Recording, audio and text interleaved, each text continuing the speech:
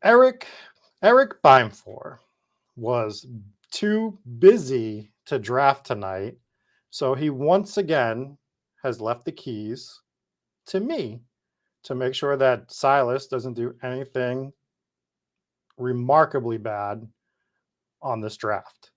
So you're stuck with me, you're stuck with Silas, and let's just hit the intro.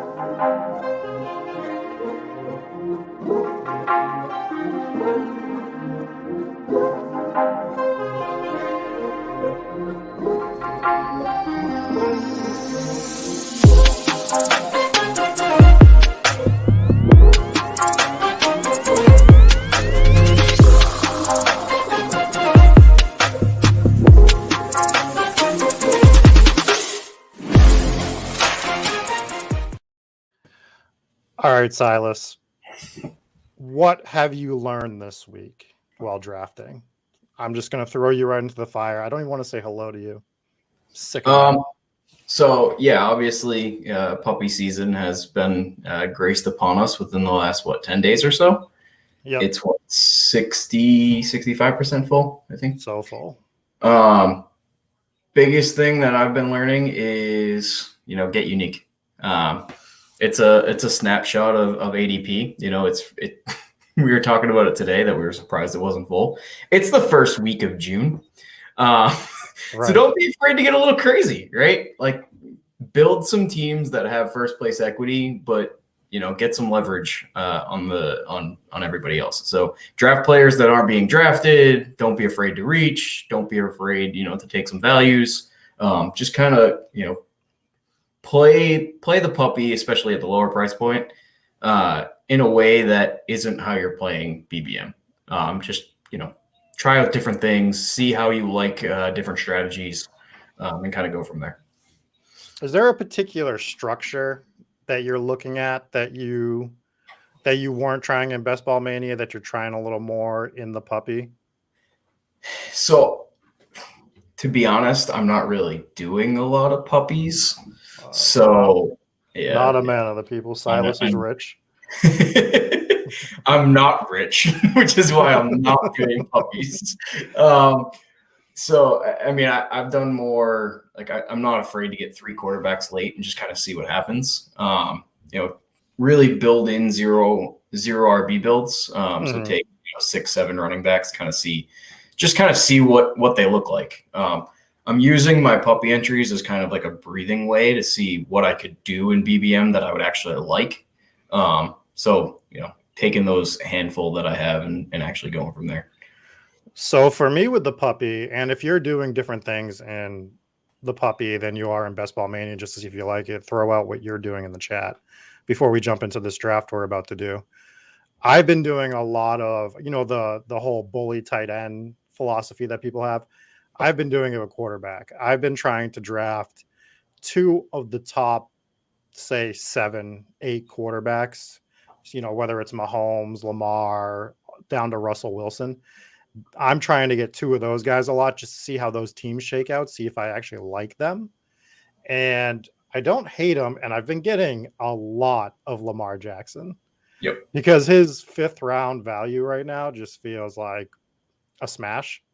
And it's tougher to stack them because there's only 2 guys you like, right? We've talked about this. But if I have to wait till the 18th round and grab, throwaway wide receiver A, B, or C, or even if I don't have to, he's like one of the quarterbacks that I'm like, if I get stuck unstacking Lamar Jackson, it is not the worst case scenario. It's not like Tom Brady where I don't want to, you would never want an unstacked Tom Brady, right? That would just be absolutely silly. So for me, it's Lamar's fine in that spot. And the 5th round just feels so cheap for him. Yeah. So that's what I've been doing to get a little bit different. Yeah, and I mean, he runs so much, he could easily be QB1 just basically on his running upside. He throws for 20 touchdowns. No one really goes off. He spreads the ball around, but he's running for 8 to 10 touchdowns by himself. Right. And this is just my ownership. I'm trying and kind of condense everything. Trying to be more on a specific set of players. I love AJ Brown's 3rd round price value right now. Nico Collins is free. trying to differentiate that because I am heavily concentrated on Mechie and BBM3. Trying to change it around Nico Collins just at that smaller price point to at least hedge myself a little bit. Trying to see the crazy man right there, Deshaun Watson.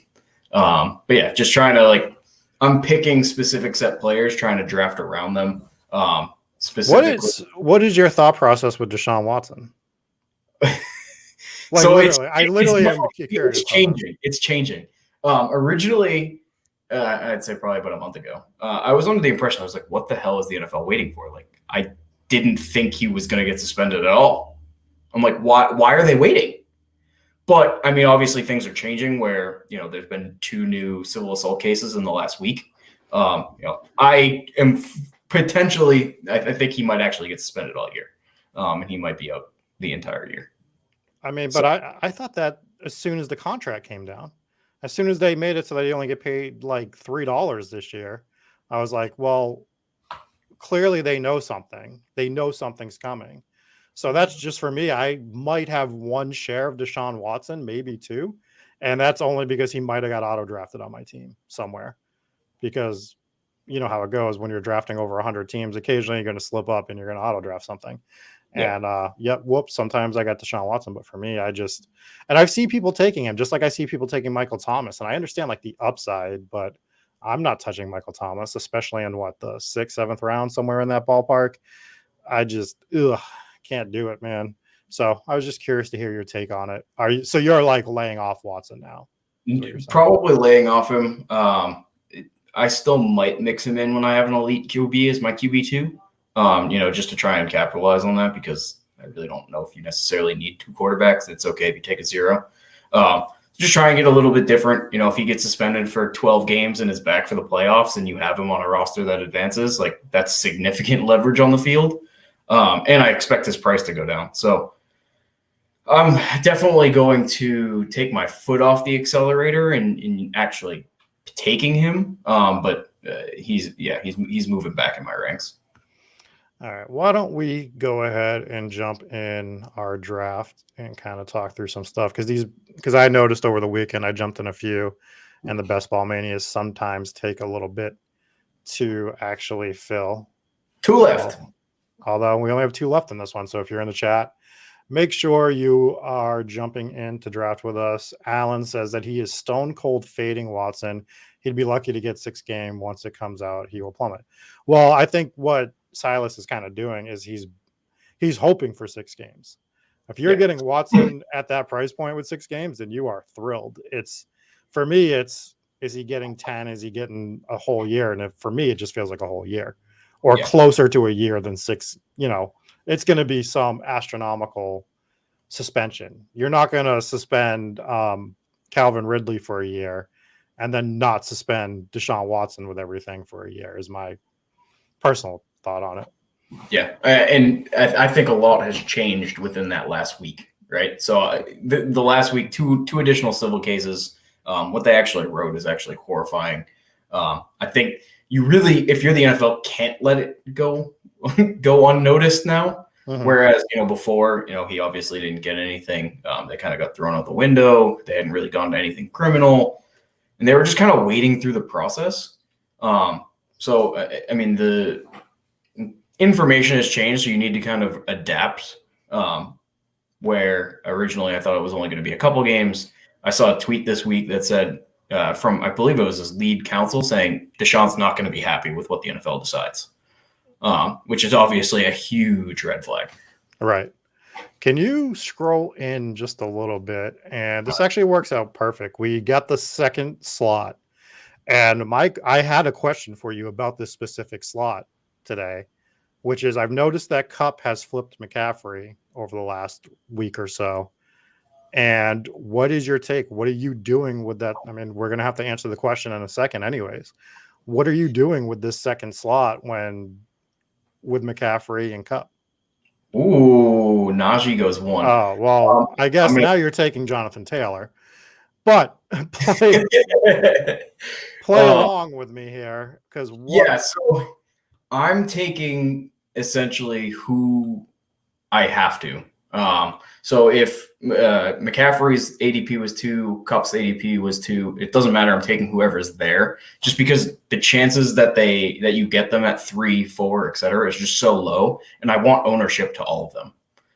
So I'm letting at least the beginning, the top 5. I'm letting the draft kind of play out in my favor to figure out who I'm going to start my team with.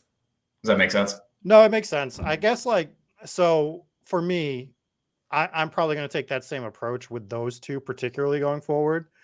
We've talked about it a little bit. I think me and Bimefor were talking about this last week, where when you get to the 4 or 5, where it's Jefferson and Chase, I'm just smashing Chase in both spots because I have I love Jefferson. It's not a stance against Jefferson. It's a stance for Chase. And I'm just looking at it from the aspect that if I need one of those two guys to win me 1 week, I want Chase. I'll actually argue the opposite. So I would actually, I'm team Justin Jefferson. I've been saying this, that I'm actually debating putting Justin Jefferson as my wide receiver 1. But you don't have to take him there. So, I can differentiate sometimes, but I don't really have to. You have Jamar Chase with 2 other really good wide receivers, right? And a pretty good running back. Offense in general is really, really freaking good. Don't get me wrong. But T. Higgins is going to take away targets. Adam Thielen might be dust, man. Every year we say that, right? He's still probably going to catch 10 touchdowns. But we've seen Justin Jefferson have that 35-plus point upside. So, Chase dropped 50 in what was it, week 17 last year to win people a lot of money. Obviously, that sticks in our brain with recency bias. But Justin Jefferson did that plenty of times. Not 50, but, to a lesser extent, 35, 28 plus, which he could be the guy that you need. I can see that.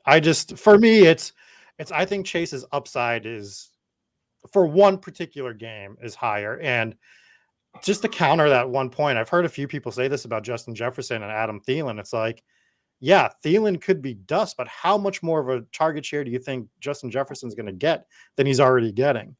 It's harder to get higher than, 1,000,000% like he's already getting. Yeah. But Chase is going to be a little bit handcuffed where he's not going to have those high percent target share. Justin Jefferson is most likely going to have a 30+% target share, which is elite. Chase is probably going to be a little bit below that, 26, 27, and he's going to have other targets in the red zone. Whereas if you have Justin Jefferson in single coverage, Kirk Cousins is just going to throw the damn ball to him because he's going to win. I guess I'm not completely arguing the point. I guess for me, I think it's a razor thin margin for the two of them. And I'm literally just basing it on a few tiebreakers, which is I prefer the Cincinnati Bengals offense as a whole better, which means that the opportunities are going to be a little bit greater for touchdowns, which is especially something we want. And you hope so. Yeah. Yeah. All right. So we'll hold off on this for a second because we are on the clock. AJ Brown or T. Higgins? Or do you want one of the running backs? I'd be AJ Brown here. Good. Hoping for a particular back to fall back to me would be kind of what I'm looking at. But yeah, I think one thing kind of going in Jefferson's wheelhouse is they do have a new coaching staff. So I do think they're going to get a little bit more pass heavy. So you should theoretically see less work stolen by Dalvin Cook, which could lead to, a 15 to 15 plus touchdown season from Justin Jefferson. Granted, they do have Irv Smith back, so could hurt in the red zone.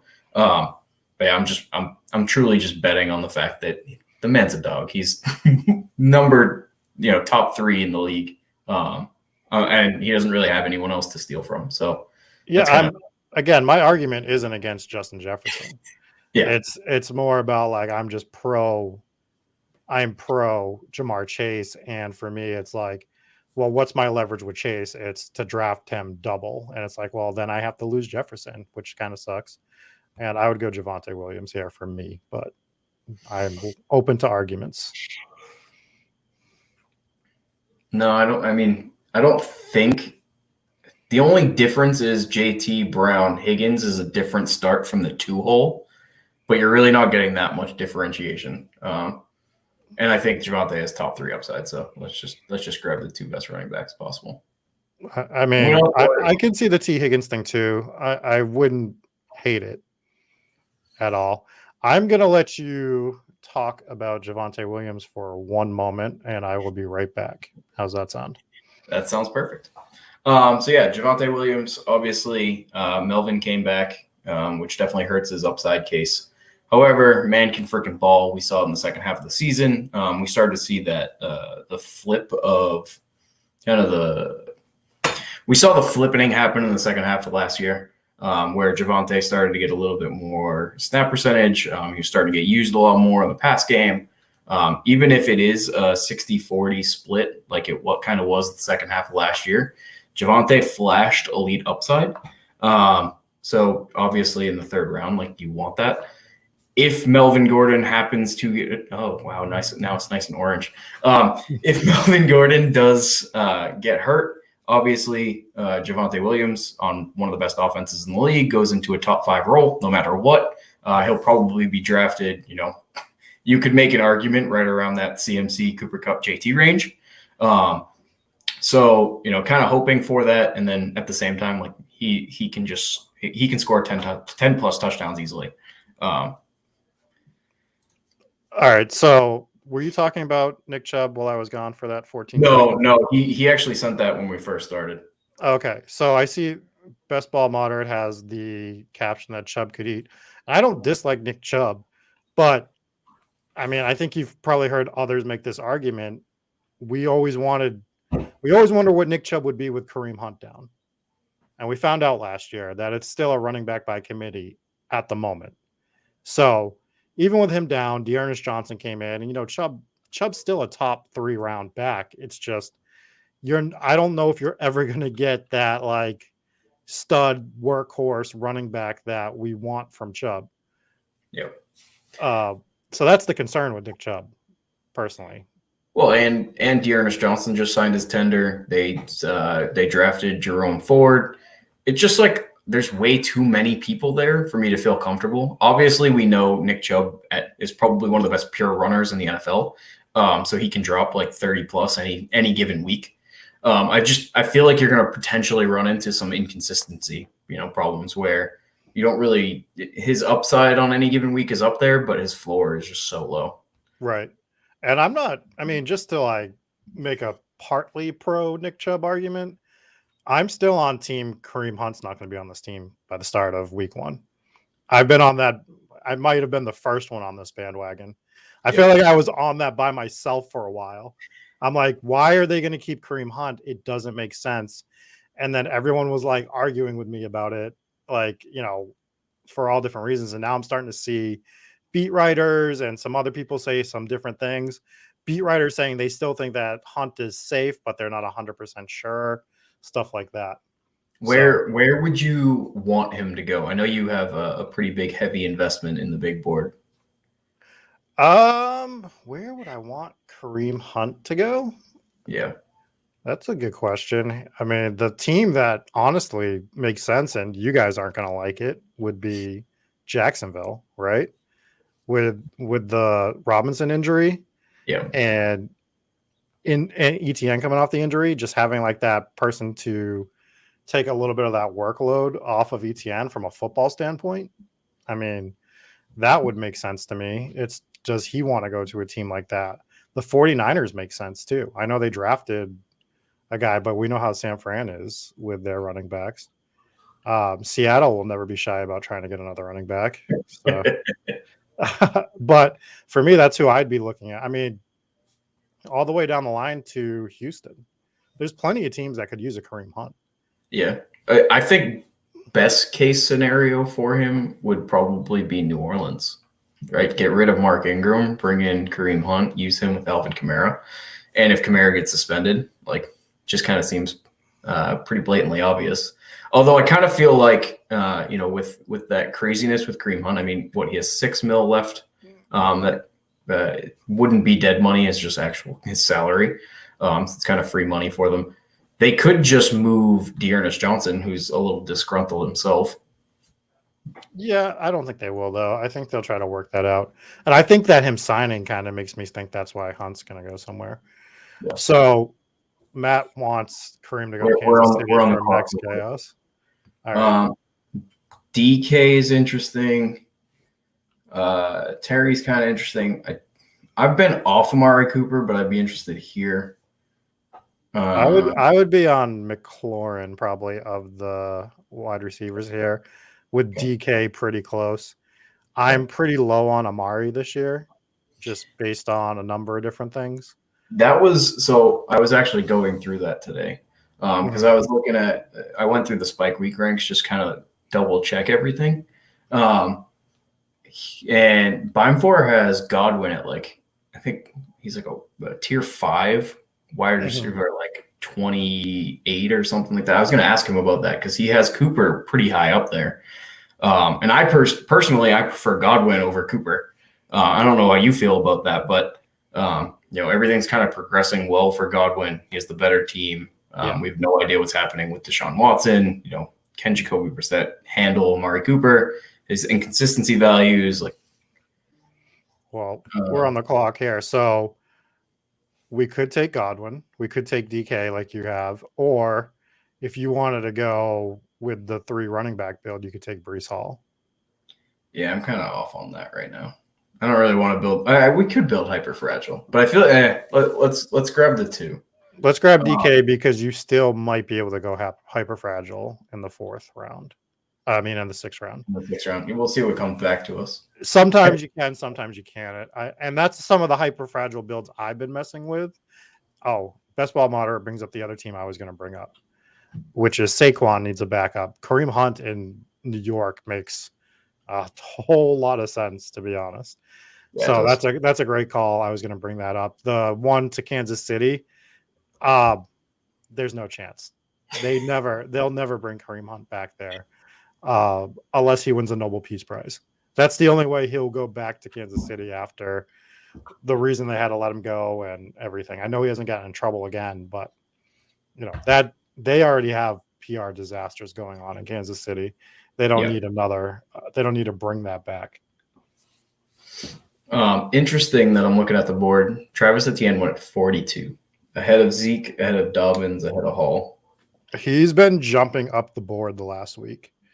So he used to be consistently right around 55, right around David Montgomery. Yeah, and I've noticed him going mid to late 4th. So I was already low on ETN. I was starting to grab ETN on some of my hyper builds.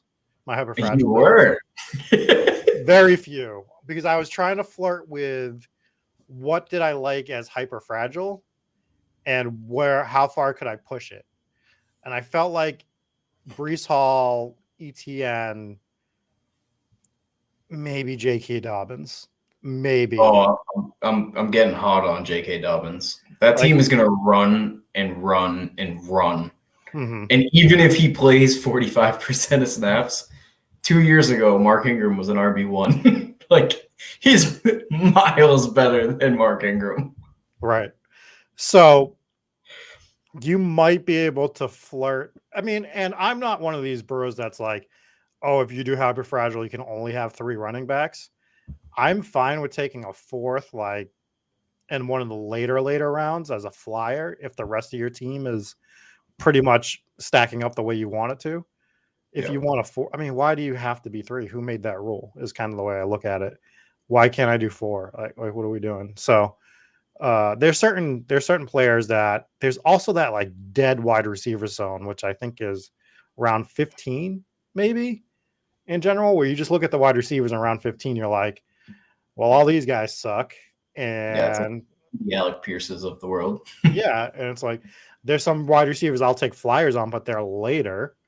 Yeah. So if one of those running backs makes sense, why am I going to take a wide receiver just to adhere to somebody else's laws of what hyperfragile is. Yeah.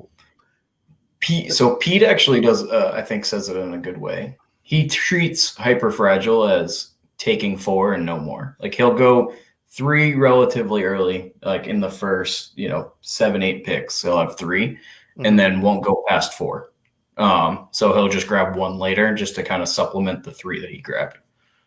Yeah, I mean, and that's kind of how that's kind of the same idea I have when I do the hyperfragile. It's just, how am I attacking hyperfragile? How am I attacking? Am I doing anything else around it? So I've been doing hyperfragile with the 2 earlier quarterbacks and seeing what I can run out for wideouts. And it hasn't been awful, to be honest with you. I've been able to get decent stacks with it. I've been able to feel really secure at, like, I'm going to win quarterback for sure. If I'm taking like Mahomes and Wilson, very easy to take Mahomes and Wilson. Wilson's going in the 7th round usually. Is he still? Yeah. Oh, I was hoping Elijah Moore would be there. I like Amon-Ra. So I'm also starting to see Devonta Smith climb up the board again. Usually he's here. Well, he just went 2 picks in front of us. Right. Dalton Schultz, I don't think he's going to go anywhere. I think we're just going to grab Amon-Ra here.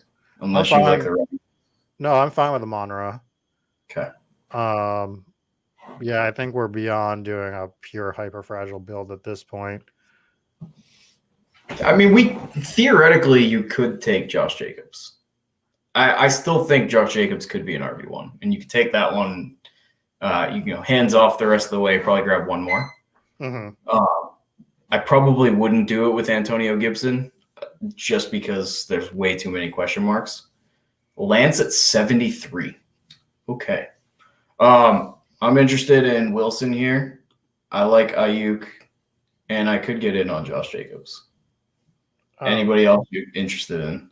I would probably grab Wilson here and try to do the Wilson, Javonte, and then there's other stacks for him. Yeah. That make a ton of sense late. So yeah, because for me, Brady's the major tear break at quarterback, right? Yep. After Brady, does that go to like the Carr? Oh, actually Prescott's fallen too. Prescott's in there, but I'm concerned about Prescott. They definitely have a lot of changeover for that team. The offensive line got worse. He has those high upside weeks, but he's never consistent. You expect that team to be so much better than it is. You know what I mean? Yeah. Best Ball Moderate's asking if Amon-Ra is the alpha in the Detroit receiving core still. He is when you draft him in the 7th round, is what I'll say, or 6th round. And what I mean by that is you're drafting him to be the alpha and to provide the biggest upside in that offense. So, yeah, I think it's a high probability or a good probability that he is, but it's not a lock. It's definitely not a lock with Amon-Ra. That's why he's not like, if he was a lock to be the alpha and he was staying at this price point, I would have him every draft, right? That's what we'd be looking at. I don't even think he needs to be the alpha. We know he's good based on the fact like he can kind of win any type of coverage. He can play over the middle. He can play outside. And even with the advanced targets, like it's just going to probably open up the field for him. And he doesn't need, like, he's our wide receiver 4. He doesn't need to prove and score every week for us. Like he's not our 2nd, 3rd round pick, right? We don't need him to produce every week, but we need those spike weeks. So if he's going to produce a 20, 25 point week, he'll be usable. And if he does that a couple of times this year, perfect for me. I think he's in that, it's kind of like a tier break for me there. Like I like Amon-Ra, I like Ayuk, but he's right after that London, Thomas, Godwin kind of Mooney tier for me. Where, he has the potential to truly break out and be like Michael Thomas of old, but he doesn't need to be, I don't think. We got Felix in the chat. He says, "Do you think Prescott increases his rush attempts this year because his line is worse?" Well, that depends, Felix. Are you going to send me the $50,000 that we negotiated on Twitter earlier today or not? And I will answer that question. Is kind of where I'm going to go with that. That was freaking crazy. A solo dart wins 53 grand. with the ball boy as the captain on his team. Yeah, no, that's awesome though, man. Congratulations. I think they increase not just because of that, but because he's also another year removed from that gruesome ankle snap. But it's like increase to what is the question. It's for me, it's the same thing as like the Justin Jefferson thing when you're like, oh well, his target share go up. I'm like, to what? How much is it going to increase? How much is that rushing going to increase? Is it a noticeable difference than last year? I don't know if it's going to be. I don't know if he's ever going to be that again. Before the injury. Right. He used to run a lot more, but it's something that I haven't really thought about. But again, like I don't expect, like, they're definitely not going to be designed runs. He might scramble more, but what does that really add? Like, is he going to be like a staff? He's going to be in that Stafford tier for me. He's still primarily going to keep his eyes downfield. He's still primarily going to throw the ball downfield. He's not actively looking to run a la Hurts, a la, Kyler, a la Lamar. Like, he's never going to get there. Right. So, I think he's priced kind of appropriately where, he has a downgrade in pass catchers, downgrade in offensive line. The offense itself was inconsistent. So it doesn't really matter if he's going to run more because his production probably is going to decrease overall. Yeah, I mean, I can't argue any of that. That's along the same lines that I'm feeling with him. But I do think that where he's starting to slip, where I don't know how much Dak I have. It's got to be low. And it's like, do I start trying to find ways to take flyers with him? My problem is I don't like grabbing CeeDee Lamb at the top of the second. We've had this conversation before. We're on the clock real quick. All right. You okay with the falling value of TJ Hawkinson? It sets us up with Detroit later. Yeah, I'm fine with that. Because we already have him on row. Yeah. I can handle the Detroit double, grabbing Goff late. Don't hate it. What are you thinking for your next pick? Is there's jumping out? There's two guys I like. Both are rookies, so I know they'll both be there. Mm-hmm. I could also get behind a running back, but I prefer both. I actually kind of like MVS. Actually, MVS is probably my favorite one. So I like all three of these. I like all three of these guys. This is the bring back for Denver. Bring back to Metcalf, and Olave is the bring back for Brown. I'm out on Olave, and I'm real big on MVS here, especially with our team. So that's where I would be going.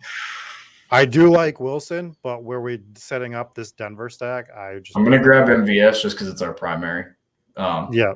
We're already going Javonte Russ.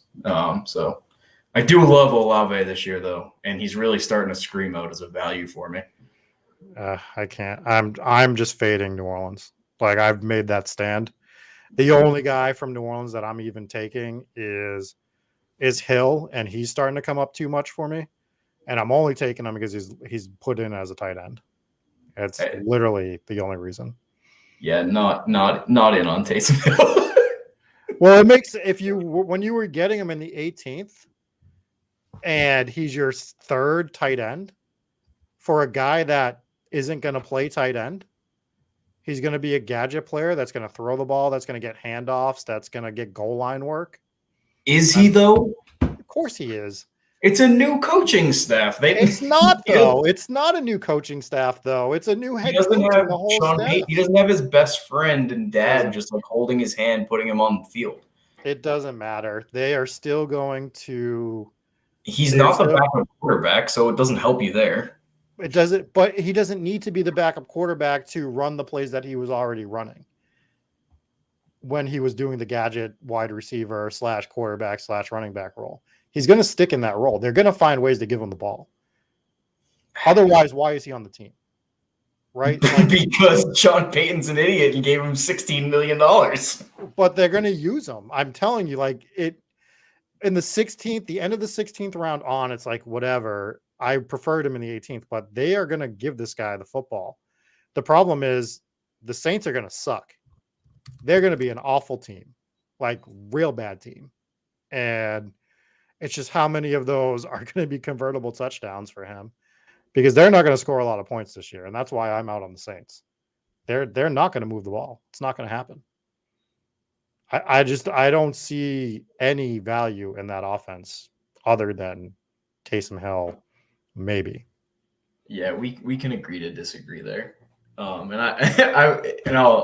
ping some articles. Look at my NFC South preview. Look at Jameis Winston. Look what he did the first 5 weeks of the season. Like, he was actually really freaking good. Granted, he tore his ACL, right? Players come back, and stronger. He's limping around practice still.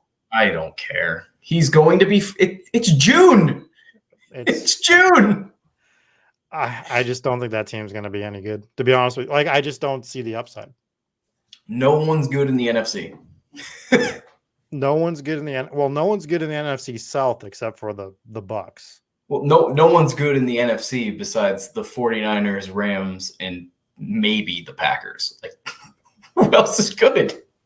Are you saying the Bucks aren't good? Sure, Bucks in there. All right, I'll add the Bucks in there because I just forgot to say them. But they have no competition. Jameis could throw for another 45 touchdowns this year easily. I will take that bet. I'll make that bet on stream if you want. No, because that was an exaggeration. Oh, okay. But 30, 35 plus, I would bet that. I'll tell you what. I'll do the 35. We will talk off there about actual price points. We are on the clock. We are on the clock. I like Penny here a lot. I like Madison here. You never have to convince me to take Madison. I love Madison. All right, let's grab Madison as our third. The absolute upside of Madison is always. It's just he's literally a first round if Cook goes down, right? He's mid to late first round. And it goes to what I was saying earlier. It's a new coaching staff. We don't know if they're going to run Dalvin Cook into the ground. Mm-hmm. So he might actually be involved. Tim Patrick here for the stack. If you want to, for me, I would be pushing my second Bronco. Okay, that's fine. Who do you prefer then? Because we have 10 seconds. Just take Tim Patrick. It's fine. I mean, I guess Boyd would be the guy I like better.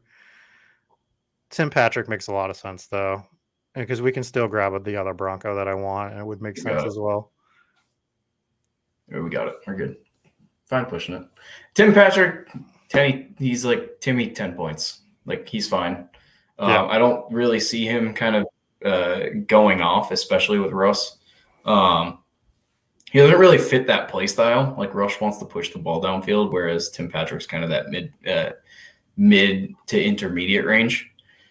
Yeah, Terrence, they are really to be good. Okay. I completely agree. Hold on. Running him into the ground requires one carry, which is, I'm guessing, about Dalvin Cook. Touche. Good joke. He's talking about Dalvin. Am I gonna have to deep dive more into this Saints thing? Is everyone against me on this Saint thing? The Saints are likely to be good. Kamara, who might not play for 6 games. Michael Thomas, I think who might never step foot on an NFL field again. Jarvis Landry. We're going to argue Jarvis Landry, who's good to get you 7 fantasy points a week. Olave, who could be good, but he doesn't have a quarterback and a solid defense. Yeah, whatever. The defense is fine. Terrence, you're one of my favorite people in the chat, but we are leaps and bounds apart on this. Like, I don't see the Saints being good. You need all of those guys to play every game and be their absolute top level guy. Their top level selves. I can't do it, man. I just can't bet on the Saints. Leaving Baker bump for Jarvis Landry. All right, here you go. I See don't if know you what can I'm. see that. What am I looking at here, Silas? That's 49ers. I think That's the Silas. Saints, right? Are you trying Saints? to? Are you trying to show explicit material on Saints. stream? Bet the under. I don't know what you were showing. Bet the under. Under 8 games plus 115. Put your life saving on it. I will bet the under on 8 games on the Saints. Absolutely. The only problem with betting the under on the Saints. You can get plus 115. You should be putting your life savings on it. The only problem with that is I just think their whole division crap, and they can get 3 to 4 wins in their division easily. And I have to see the rest of their schedule. But yeah, well, that's the under. Point. No one in the NFC is good. It doesn't mean they're going to score points, though. They could have a lot of like 17 to 10 games. Especially with their defense, that to Terrence's point, they could just be grinding out wins. Like, bet the under in every Saints game. I better see you be betting thousands on every under for the Saints game. They're not. James is explosive, man. Yeah, the Saints are not beating the Bucs this year. I know that they've like rolled them the last 2 regular season splits. They just, what is it? They're 4-0 in the regular season against them the last 2 years. It ain't happening this year. That ain't happening this year. I will bet on agree. We're going to agree to disagree there. So, if you're not out on the Saints, is there any offense that you're out on? Are you taking not to put you on the spot, are you taking a stand on any offense at all that you're like, I'm not drafting this offense? So I really haven't been drafting anyone outside of Madison and Justin Jefferson for the Vikings. I haven't been grabbing any Osborne. I don't really have it. Well, that's most of their offense. New England, pretty out on besides the running backs, out on the pass catchers. Miami, only the expensive guys.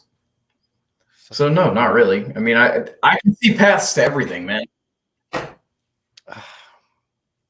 got to take a stand sometimes. I see paths to everything. You have to stand up for yourself and say this team's going to be bad this year. What are you thinking? What is our team right now? Russell, Taylor. We have 1-3-6-1. All right. Huh? I was wondering what we're running out of time here. Not really. Yeah, you got to pick something because your screen's all choppy and I can't see. Are you taking Rachaad White from Tampa? Is that the game plan here? I like that. I am. All right. It's the only thing that made sense. My screen's all messed up. Yes. It's a little choppy right now, but that's fine. We can work through this. It's pretty bad. Well, I know. What are you doing with Jalen Tolbert? Because I haven't been taking him a lot, but I'm starting to reconsider. I am not in on Tolbert. Really. They grabbed the same guy in James Washington, and I think he's just talented. Okay. Actually, let's do this. Oh, shit. Get in. There we go. Did we miss Alberto? We did. We did. He was taken at the turn. All right. That was going to be my double stack there. Feels like he went early. Maybe he didn't go early. Maybe I'm just flustered by arguing with you. All right. Hold on one sec. I'm going to this works for me. All right. All right. We better. Are we better now? Oh, we are absolutely not better. You are still very blurry, sir. Okay. The screen's better. Screen's better. It's good now. Now we're good. Okay. All right. Had to swap over to my other router. All my roommates are home.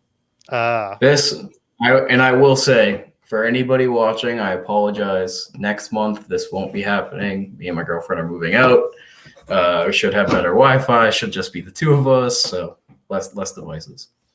When you're in your new place, will you finally take a stand against an offense, or are you just never going to do that?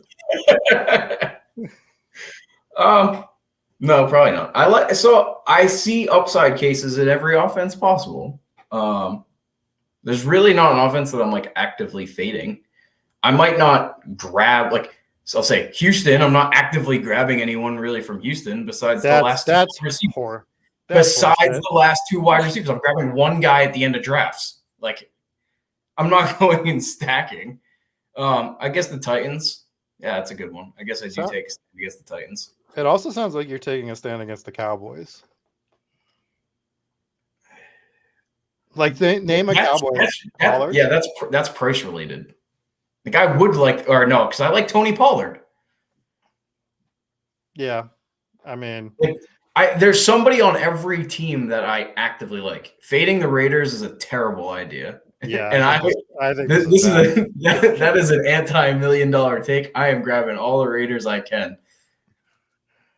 Yeah, Terrence said to take a stand against the Titans. I'm pretty much in agreement on that. The one thing I have been doing, and it's been one every maybe 10 drafts, and it depends on the draft spot. I might grab, and I know fantasy football Twitter is going to yell at me for this, but that 7-8 spot, if Derrick Henry's there and I'm feeling froggy, sometimes I grab him because, again, I'm looking at a guy that can win me $1 million or $2 million or whatever. And of the running backs, who's a running back that can score you 40 points in a week? Derrick Henry is one of them, right? So there is a path that you need Derrick Henry week 17 to drop a 40 on, I forget who they're playing. Are they playing Houston? Dallas. Okay. So they're playing Dallas, and he could definitely drop 40 on Dallas. So yeah, he could drop 40 on anybody is the point, though. He's that good in singular games. He is the exception. Yeah, so I'll grab him. I know people don't like Derrick Henry is the thing. Like, he's the it's just concern. Like, he doesn't catch passes, and they're gonna run him to the ground, and is his body gonna handle the workload? And he's coming off injury. But no, I mean, at the end of the first round, I think he's definitely worth the chance. He's as good a bet as anybody else, right? I'm not overdrafting him, and I haven't really overdrafted anybody in the first round, but that's coming soon. I'm going to start overdrafting guys in that second, third pick area to see what kind of teams I can build. Yeah, I think that's a good idea. So it might be Stephon Diggs, second overall pick. Might be something I do. It might be Travis Kelce, but I think I want to stick to wide receivers for it. I think if I'm doing it, it's probably going to be Diggs, maybe Adams. And I think that's it, though. Because then who's next? Is it CeeDee that's next? Yeah, CeeDee. And I don't want to do it with CeeDee. So I might overdraft the other guys. Tyreek's ADP, I think, is at 20. So if you took him at 2, that would just be a wild reach. Right. We have a 1-4-6-2. I'm probably going wide receiver here. Yeah. Hamler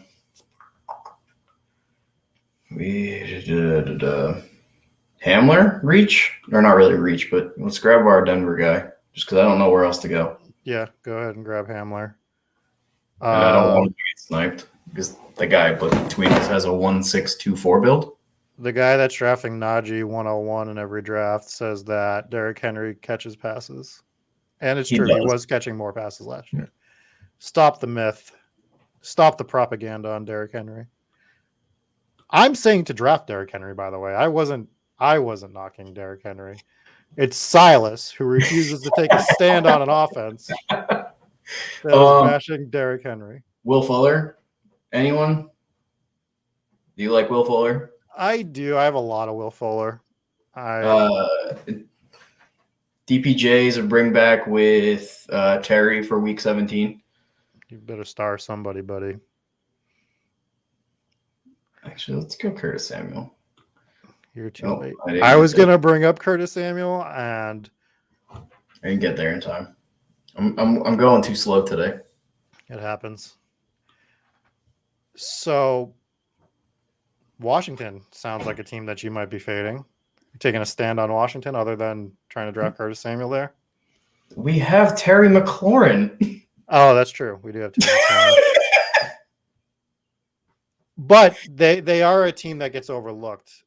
They are, and I actually think they could actually be better than a lot of people expect. Like, how far off is Wentz from Ryan Fitzpatrick last year? Oh, he's not far off. So we were in on Washington last year. So why are we not in on Washington this year? I agree. Like I'm in on them, but like not excited about them, if that makes sense. I'm taking McLaurin up around there because I still believe in McLaurin. I've been grabbing some Dotson here and there. I've mixed in a little Curtis Samuel. I haven't really stacked them. They've been all one-offs for me for the most part. I'm going to let you answer this question because I refuse. Is Danny Gray real? I want to believe because of all the Trey Lance I got. Beimfor wants to believe yes. Like I just don't see him really breaking out in 3 wide receiver sets, but he's one of the guys that, you know, isn't being drafted all that often. So if he does get on the field and he can catch some deep passes, like he could be pretty good leverage. So he might just be one of those guys that spikes you a 14 to 16 point game off of 1 catch or 2 catches that he houses deep, and it's like, well, I guess maybe it could be a playoff game that he does that, you know. Yeah. So especially with wide receivers, because they start getting more field time after like week 7, 8, where they start to really learn the offense a little bit more, and you're starting to see them roll out a little more. They usually start to increase their snap share after the bye week. So right. I think he's a fine 18th round pick. Like you can't really downside anybody in the 18th round besides Julio, according to Beimfor. Which is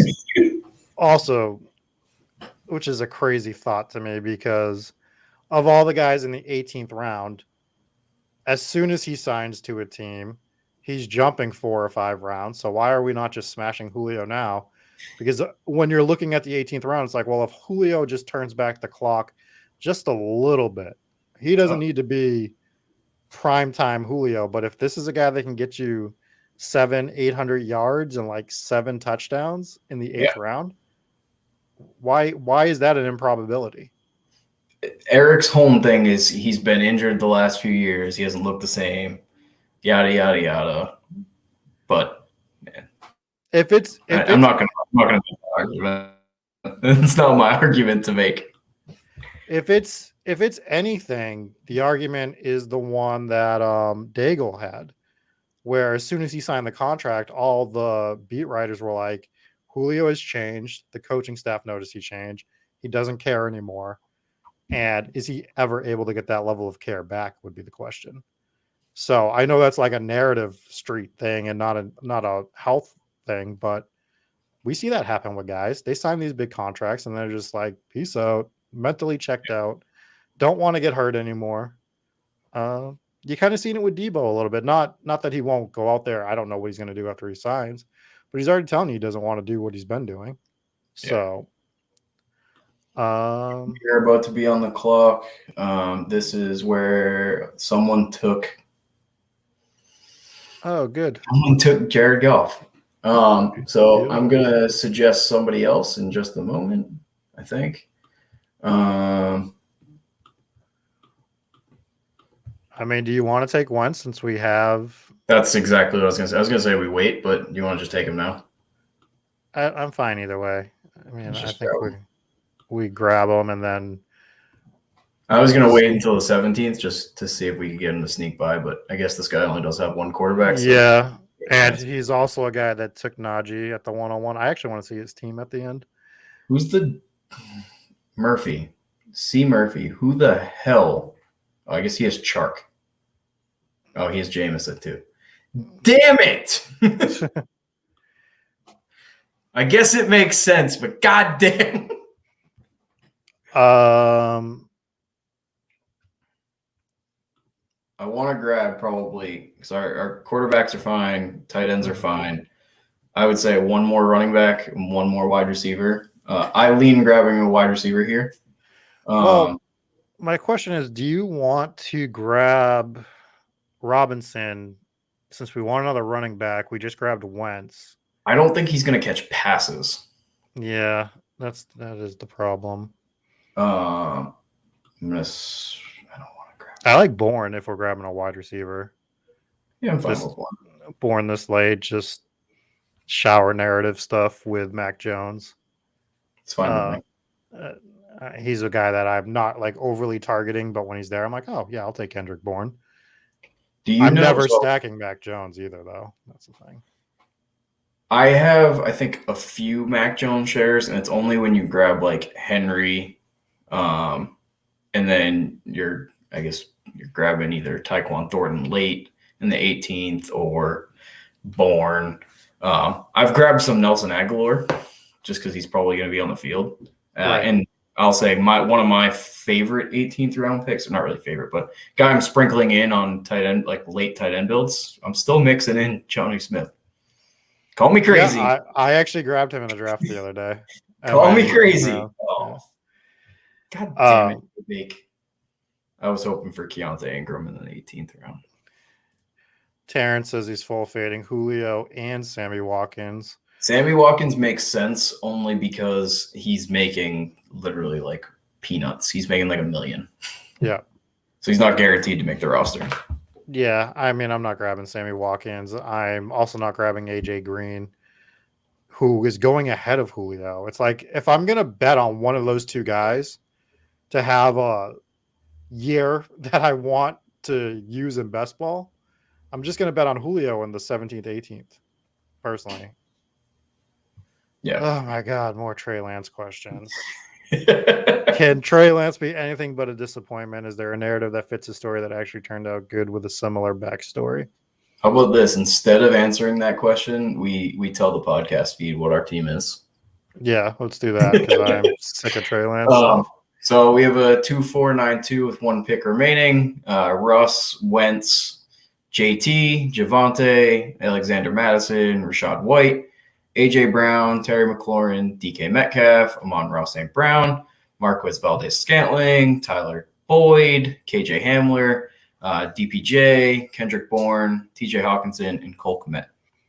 You know what's funny about this team is at the end of the season, if you read this team off to me and you said, yeah, it finished first of the 12 people that drafted, I'd be like, yeah, that makes sense. And then if you were like, yeah, it finished 12th out of 12th of the teams that draft, I'd be like, yeah, that makes sense. That's what this team feels like. Like, I could see this team breaking both ways. But that's kind of the builds that you want to make, no? You want a team that's going to, if it hits, it has first place equity. But if it doesn't, you don't have to worry about it, and you're going to toss it, throw it in the trash. Yeah, absolutely. You don't want to finish fourth, right? Like, that sucks. I'd rather just be out of it. Yeah. Than trying to finish fourth for nothing and just being, because you have those teams too that even finished third. I saw this happen quite a bit last year where you're in third place, but the two teams in front of you are like 150 points ahead and there's no chance of you catching up. And you're just like, well, this sucks. Yep. And this is one question, since you said you're looking at teams in third place and then like, they have no chance. How are you kind of managing those rosters throughout the year? Are you constantly looking? Are you trying to see your paths to advancing? Or are you just like, I'm not even paying attention, I don't care until the playoffs actually roll through? I'm going to be honest. I check all my teams. Well, throughout the year, I'll be checking my teams to see what I have for rosters, see if they have a chance at advancing. The good thing on Underdog is once I think they're dead, I'll probably change the name of the team to Dead. Okay. And then I won't be looking at that team anymore. So if I notice that they're surging, but like once I name them Dead, they're probably dead. Like they're not coming back. The problem is I honestly haven't been drafting on DK anymore since the bubble came out. We're on the clock last round. You want to go Dearness Johnson just in case once get hit? Yeah. For the brand? The brand. Yeah. So the problem is on DK because you're stuck looking at everything at all times. And even when you're trying to, because it'll give you like the teams that are advancing first, and then it gives you the other teams that aren't advancing. but there's no order to them. So you have to scroll through everything to even see the teams that have a chance. So my DK teams are probably going to be less than last year. So it might be a little bit easier. Like I said, I'm firing the puppy now instead of firing the $5 DK drafts, which might be bad, might be good. Who knows? But again, it's more fun to draft on Underdog right now. So what we're going to do is I'm not doing the Lance thing tonight. I'm sorry. This is my normal day off of football, and I'm just not going to partake in any more Trey Lance stuff. This is what we can do tomorrow. Clearly, can we do it tomorrow? I don't know what the date is. Today's what? Oh, 6/6, yeah. We actually can't even talk about Trey Lance tomorrow because we are ranking AFC offenses tomorrow. So I don't even have to talk about Trey Lance tomorrow. But if you really want to hear us talk about Trey Lance, me and Bimeford ranked all of the NFC offenses last week, which is a lot of fun. It's like one of my favorite exercises to do because it helps me remember why I'm taking stands on teams, good or bad, which Silas refuses to do. But when you run through like a roster and you run through like their situation, I think it just helps you pick up on things that you wouldn't normally pick up on because you're like, oh yeah, I haven't thought about this team enough. Yeah. Or you're like, maybe I'm a little too high on this team if everyone else is looking the other way, which maybe I need to reevaluate my Saints thing, but I'm a little stubborn on the Saints and I just think they're going to suck. So now that I'm thinking about it, besides JT, I'm kind of cold fading the Colts. Yeah. Yeah. I've been kind of fading the Colts inadvertently. It hasn't even been stance related. It's just when I see Michael Pittman, I'm usually like, well, I'd rather this guy or I'd rather this guy. Anyways, so let's run through our team real quick. So JT, AJ Brown. Time out. Run through this guy that drafted in the number 1 spot first. All right. So this is like hyper robust. If you're in the chat, I'm sorry, but this is bonkers. Najee Harris, Nick Chubb, Saquon Barkley, Ezekiel Elliott, J.K. Dobbins, Eli Mitchell, Trey Lance, Chase Claypool, Pat Freiermuth, Irv Smith, Hunter Henry, David Njoku. His wide receiver 2 is Devontae Parker, George Pickens, Alec Pierce, Mac Jones, Paris Campbell, and Tyquan Thornton. So he did stack his quarterbacks. Or, yeah. Who do you stack Lance with? I don't know. Eli. You grabbed Eli Mitchell. Okay. And then he has the Hunter Henry, Devontae Parker, Tyquan Thornton triple.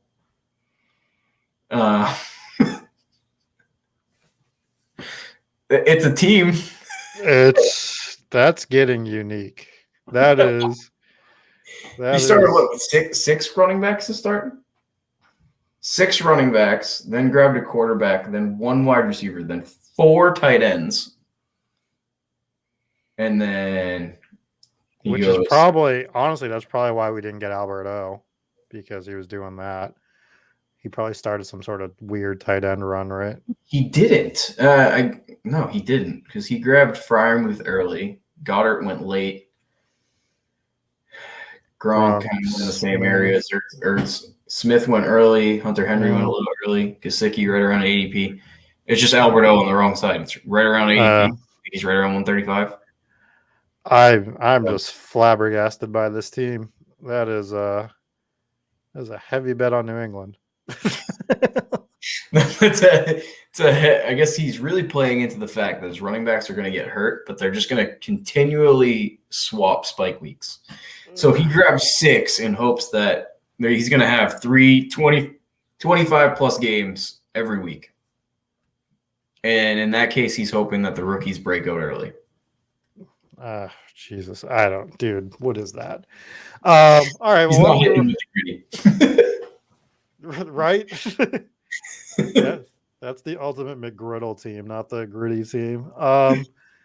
Why don't you name our team, which So yeah, our team definitely a lot better. We went to kind of 2 anchor hero, whatever the hell the strategy is called. 2-5-9-2. Russ, Wentz, JT, Javante, Alexander Madison, Rashad White, Dearness Johnson, AJ Brown, Terry McLaurin, DK Metcalf, Amon-Ra St. Brown, Marquez Valdez-Scantling, Tyler Boyd, KJ Hamler, Donovan Peoples-Jones, Kendrick Bourne, and then TJ Hawkinson and Cole Kmet. I actually like it more. The more that I look at it, I like it. It's pretty solid. We just need one of these running backs to break out in that second half of the year. Yeah. Especially once Dalvin Cook gets suspended for the entire year, we'll be good. I think we'll have some good spike weeks with our wide receivers. They kind of work well with each other. AJ Brown and DK Metcalf can score each week, and then we have a pretty solid floor the rest of the way. I'm big on Scantling on MVS this year too. I think he's my favorite. Yeah. He's my favorite Kansas City wide receiver to draft right now, just based on price point and upside. I think he could be something he just never was able to achieve in Green Bay. Yeah, No, I agree. I'm still mad about that Goff snipe. Like, I wish we had Goff instead of Wentz. Yeah, of course, but it is what it is. I mean, if that's our biggest problem, then I'm fine with it. If my biggest problem is I didn't get Jared Goff, you know what I mean? Like, if my biggest problem is that I didn't draft 12 running backs to start, like the one spot did, like, how do you just ruin the one spot like that? You didn't just not take JT. You took Najee and then went 6 straight running backs. Like, if you're gonna do it, just take Taylor. If you're in the chat, I apologize. I'm not apologizing. But I'm gonna roast. This team. Whoever's in the one spot. If you're in the chat, join the Discord. We're gonna have a very stern talking. We're gonna make sure that you have a chance at first place equity moving forward. And this was best ball Mania, right? Lose a bunch of money. This isn't even a puppy draft. This is a BBM. Yeah. It's $25. Yeah. It's wild. Anything you want to promote other than the Discord before we get out of here? No, just join the Discord. Really fun. Me, you, Eric, all kind of jump in and out when we can. Conversations going 24/7. But if you ever need anything, feel free to slide into my Twitter DMs, Discord DMs, whatever. More than willing to help, kind of talk through strategy, whatever. Always willing to help. I know a lot of people have already done that, but follow me on Twitter at Silas Jackson right below. That's about it. And I am at King Coakley. This is Spike Week, and just to put it out there, we have a lot of new stuff coming in the next week or two. We're getting our tools together. Those should be relatively soon. We also have our merch store coming, which I am super excited about. There is a SWO hat with my name on it that I will be getting. And I really love the 01800 RB shirt as well, which is a lot of fun. Anyways, join us in the Discord. Me and Eric will be back tomorrow night to rank the AFC offenses this week. And I suppose we will catch you later. Peace.